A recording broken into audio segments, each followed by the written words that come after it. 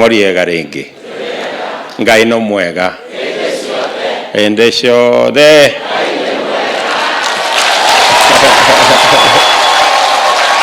heana twakora mundu ni akoraga ondoka kaga mwikiriri ndetito iye na Ruto mewega iye na Ruto rende tomatona kuka heana twakora mundu ni kaga ndoka kaga mwikiriri tomatona Ruto wito onyite twone jamba iye na Ruto tosiagoka takora mondonia kagandoka kagamwe lite tombato Ruto wito twe jaora iye na Ruto tosiagoka takora mondonia kagandoka kagamwe kere lite tombato Ruto wito twe Ruto iye na Ruto. Na tunajua rafiki wa dhati tunayo, na kwa sababu tumekwama na yeye. Au namna gani?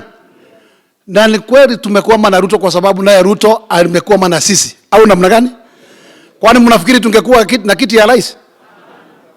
Mnakumbuka when Ruto was very categorical and he said during a daytime in politics he cannot play guesswork.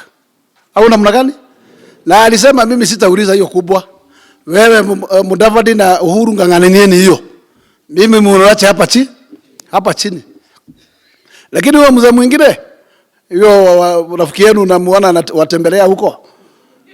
Wagali aliona muona si alitoroka usiku. Na akahama. Lakini huyu ndugu yetu alihama. 50+1 tunataka kutanganyana tungepata. Mtu wa kujazia kikabu halafu sasa badala ya kurudisha mkono kwa njia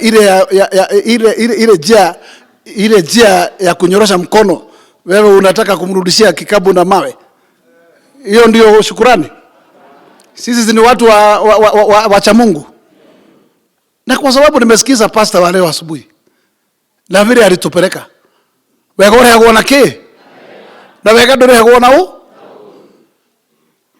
Kama kuna mtu tuliambiwa tupeleke nyumbani apumzike, alafu wa Mungu tuambia siku gani, huo mzee alirudi kuwa sio mtu wa aina hiyo mlituambia. Alafu unaona marafiki wangu wengi wakituambia ilikuwa ni siasa wanapiga. Kwa hivyo kuna watu wanatutanganya kwa siasa ati mtu wa aina fulani, alafu sasa hiyo wanataka kutuambia wamemuosha, sasa amekuwa ni mtu safi kabisa, sasa ni ndugu yetu. Hiyo tutakubali? So yangu ni kuambia jameni, kwa sababu najua senator atanipa dakika chache sana, ni kwamba tusimame gagare na tusimame imara. Na kama tunataka kuheshimika miaka ijayo, sisi kama nyumba ya Mlima Kenya tusimame mahali tuna haki ya kusimama, na tunajua ni nani alitujazia kikabu. Na wakati wake umefika tumjazie nini? Kikabu. Tulipe uzuri kwa uzuri. Au namna gani? Lakini nawauliza ndugu zangu, tusipofanya hivyo kweli kwa macho ya Mungu na kwa macho ya Kenya na dunia, tutaonekana kama watu wa heshima? Kwa hivyo mimi nawauliza, hata ukiangalia kitu inaitwa tu boga zile zinauzwa na William Ruto ni za mkulima wa chini. Au namna gani? Na bottom up ni ya kuinua jamii ndogo. Na sisi ni wakulima ndogo, kwa sababu ukienda Muthithi na ndugu yangu kazo na MC wa Muthithi anajua. Tushamba tumekatakata. Kila mtu akona less than half an acre. Na hapo ndio ng'ombe iko, hapo ndio mti ya kahawa iko. Wale watu labda wananusuru kidogo ni watu wakangale juu, kwa sababu shamba kidogo ni bana kidogo. Na hata kule vizazi zikija zingine watakatakata nao wae na nusu ya majani chai. Lakini kama hatutakuwa na mtu wa kushikilia vizuri, mtu wa kushikilia mkulima huyo, hapo kwa kanusuika kweli kuna kitu utapata? Mimi ni kama samaki ametupwa ndani ya maji. Sababu agenda ya bottom up model katika dunia yote is pro common man and is an agenda of equality. and prosperity of the common man. Kwa hivyo, Your Excellency, the choice of this agenda, this model, I can count you as one of the few brave African leaders to follow that route. I'm saying so from the labor world. Sababu ukienda US, all the labor unions work on a Democratic Party. Sababu Democratic Party will always talk of bottom-up, middle-out economic model. Sababu in those economies, matajiri wameshikilia kila kitu huko juu, na wameweka mzigo kwa watu wa kawaida. Na kura ya 2022 haitakuwa kura ya siasa, itakuwa kura ya kufanya mapinduzi ya uchumi ya kila mtu katika Kenya. Sawa sawa? Na sisi wafanyikazi, na unajua mimi naheshimiwa sana na wafanyikazi, tuko na wewe 100% kuhakikisha kwamba wewe umechaguliwa kama rais. Na within 100 days, vile Kibaki alifanya, within 100 days Kibaki alipatia watoto wa Kenya free education, si ndio? Na tukawa na CDF, si ndio? Tukawa na small medium enterprise kama bodaboda, si ndio? Na tukakuwa na katiba ile imetoa ngatuzi. Your Excellency, we want to believe that you will be a record breaker as the 5th president of the Republic of Kenya. You will set an agenda that will never be broken by anybody in terms of improving the economy. The elections of 2022 is about the economy, the economy, the economy. And United Democratic Alliance, as I finish, I believe it is going to be the most stable political party that will see every generation of elections in this country. Ndio tukue na agenda mzuri ya kuendesha nchi. How does a listed public company become a state project? If you want a better definition of state capture, that is the first definition of state capture. Before you make KPLC a state project, you must disclose to Kenyans who are the private equity holders, the largest private equity holders in KPLC. 2, disclose to Kenyans. Without the game of musical chairs, you are forming committees and task forces to deal with independent power producers. Tell us who are the owners of all those independent power producers that have been extorting money from KPLC and from Kenyans. Mukifika hapo, sasa mtatuambia you are dealing with a problem. Otherwise, mnatuchezea akili, mukifikiria hatufikiri. And that state capture is what has destroyed our economy. An economy Mwai Kibaki left in a very good state. Today, we have brought it down to its knees. Sababu ya kitu tunaita state capture. I want to respond to the people meeting in hotels, thinking that they will make a decision for us, 40-50 million Kenyans, na tunatarajia the votes will be 26 million voters.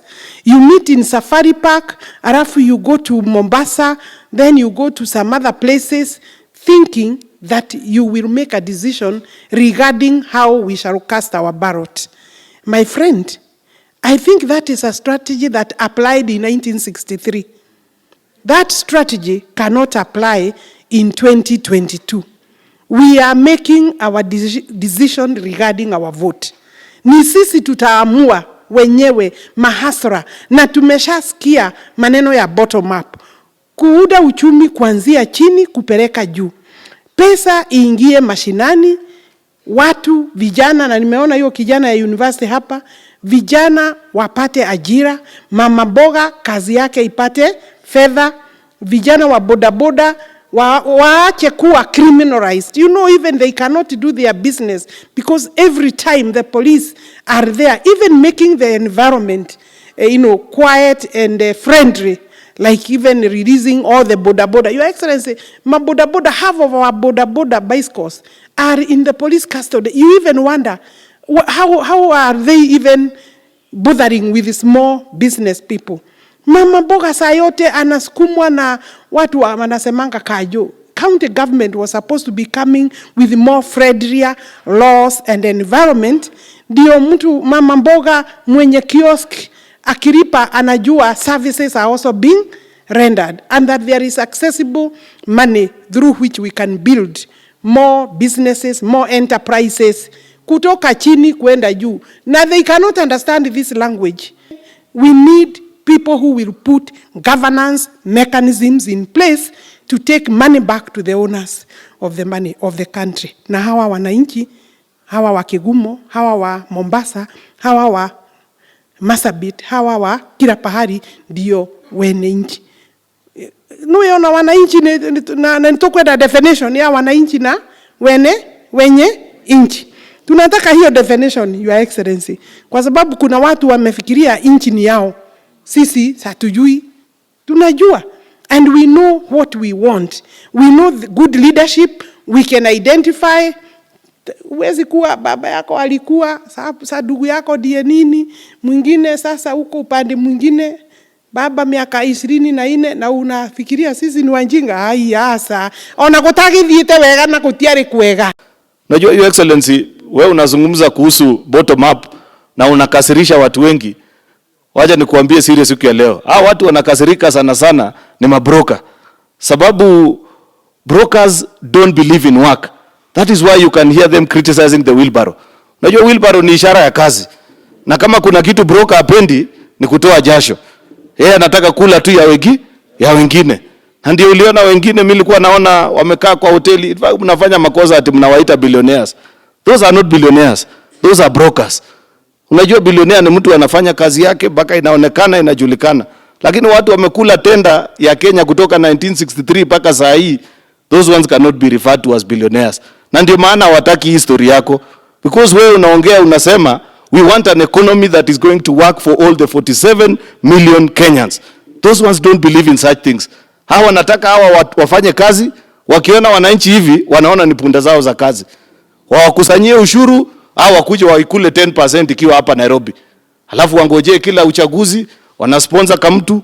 That's why hii uchaguzi wamekaa hivi wakapima. Unajua zamani watu walikuwa naona ni kama huyu mzee Raila ni mtu anazungumza mambo ya mwananchi. Lakini Uhuru amefundisha watu siri kwamba ukitaka Raila anyamaze unamjazia chakula kwa mdomo. Hasa mabroka nao wamejua siri hiyo.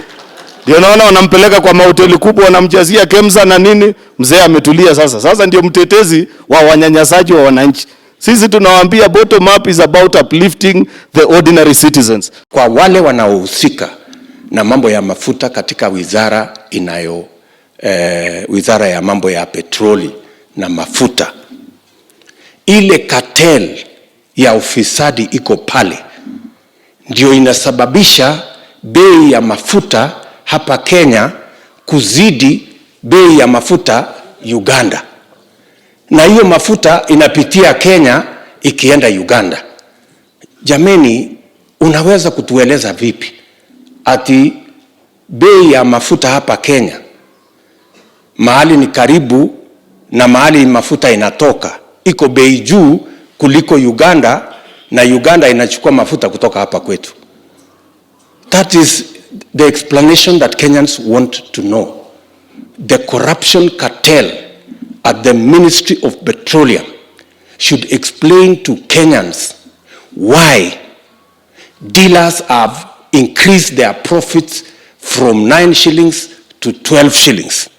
Why the ministry is protecting the whole market and operates now like a cartel that is hurting the ordinary people of Kenya, to the extent that fuel products in Kenya are more expensive than fuel products in Uganda, and yet the same fuel products come from the same destination, pass through Kenya before you go to Tanzania, or even you go to Uganda. The people at the Ministry of Petroleum have questions to answer, and the corruption cartel in the Ministry of Energy must be broken for the prices of fuel products to come down. We must say it unequivocally that there is no other reason. It is not even about the taxes. It is about the corruption in the Ministry of Petroleum that is aiding a few companies to make super profits while the ordinary citizen in Kenya is suffering high prices. The cartel at the Ministry of Petroleum Products must be dismantled for fuel products, their prices to come down. And we expect it to happen yesterday.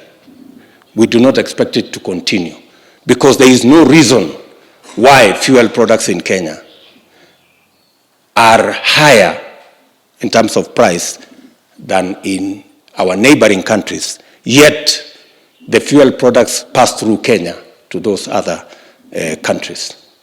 So watu wasiendelee kutupigisha story ati imekosekana mtu ya kujibu. Inakosekana mtu ya kujibu namna gani? Na tuko na a whole state department that is responsible for matters to do with petroleum in Kenya. So we want first the market must be liberalized. We cannot continue to have a market that is protected for the benefit of a few people making super profits and millions of Kenyans suffering at the hands of a few companies that are making super profits and are being protected by a cartel at the Department of Petroleum in the Ministry of Petroleum and Mining. We must dismantle that cartel. Maneno mawili ni ya muhimu kwenu. Two things are very important. Kwanza, unatafuta mtu wako na plan. Alafu unatafuta mtu wako na track record. Unatafuta mtu wako na agenda. Wewe agenda yako ni gani? Kwa sababu shida sasa ni wale tunashindana na wao leo. Number one, hawana candidate. Candidate yao bado wako kwa hoteli, anafanyiwa interview na watu wengine huko kwa hoteli. Shida ya pili, hawana plan. Ile plan wako naye sasa ni ku-criticize bottom up. Hawana ingine. Yao tu ni kusema hii bottom up sijui iko na hapa sijui nini. Hawaelewi. Ile plan ya ile shida ya tatu, hawana track record. Kwa sababu wote wamekuwa na nafasi ya uongozi. Mimi William Ruto, I can speak about my track record.